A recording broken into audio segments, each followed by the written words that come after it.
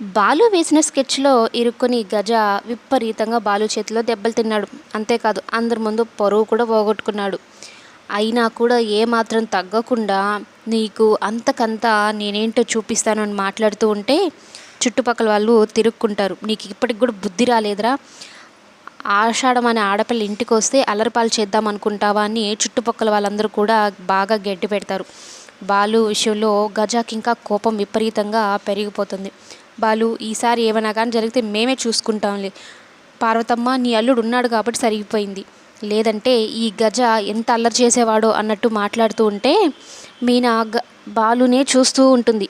ఇక మీరు అనుకున్నారు కదా అత్తయ్య, ఆషాఢమైనా కూడా ఏంటి అల్లుడు ఇంకా వెళ్ళలేదు అని.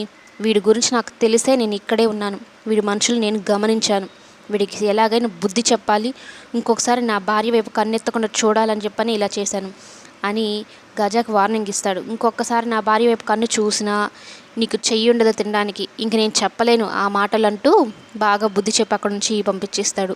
నేను ఏదో అనుకున్నానే అల్లుడిని, కానీ నాకు ఇప్పుడు చాలా సిగ్గుగా ఉంది, ఇలాంటి తప్పు నేను చేశానా అని అంటూ ఉంటే ఆయన ఒక భర్తలాగా ఆలోచించాడు, నువ్వు ఒక అమ్మలాగా ఆలోచించావు, నేను ఒక భార్యలాగా ఆలోచించాను, నువ్వు తప్పు చేసినట్లు కాదులే అమ్మ, అలా ఆలోచించుకో అన్నట్టు చెప్తూ ఉంటుంది. కంచు కోటలాగా బాలు మీనాకి అండగా ఉంటే మీనాకి ఏమవుతుంది?